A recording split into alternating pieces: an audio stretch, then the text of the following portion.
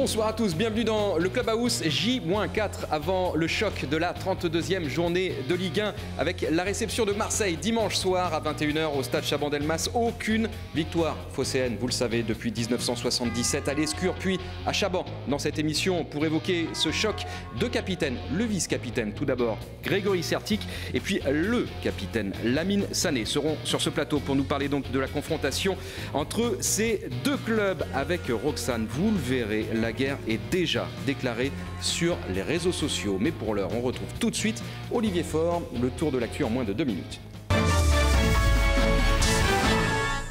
Bonjour Emmanuel, bonjour à tous. Ravi de vous retrouver pour les dernières infos sous le soleil des Girondins de Bordeaux avec un retour à l'entraînement aujourd'hui pour les hommes de Willy Sagnol qui se préparent activement pour le choc de ce dimanche soir donc à Chaban-Delmas avec la réception de Marseille. On rappelle que Marseille n'a plus gagné à Chaban depuis 1977. À Bordeaux, Chantôme sera suspendu pour la rencontre. Touré, Diabaté et Planus sont blessés. Et puis à Marseille, Ayou est suspendu. Et puis sachez qu'il reste encore des places pour assister à la rencontre.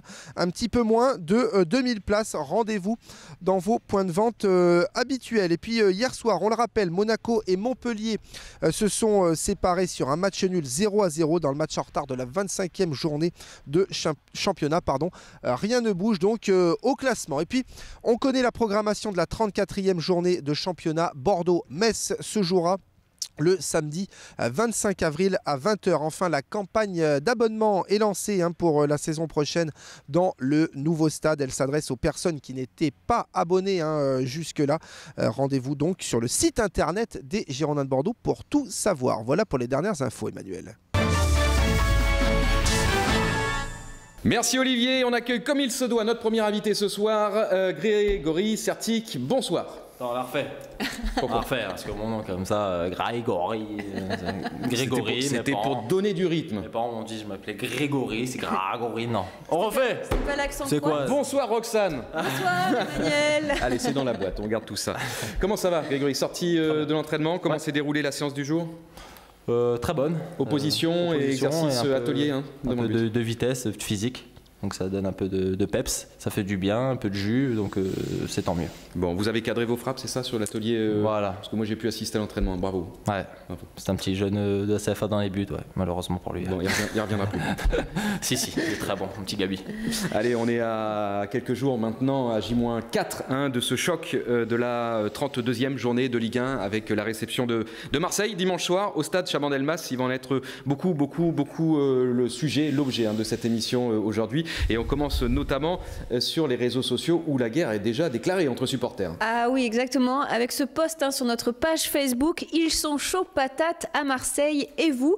Alors ce post fait référence, vous allez voir, à cette grande banderole prévue par les supporters marseillais pour le match de dimanche.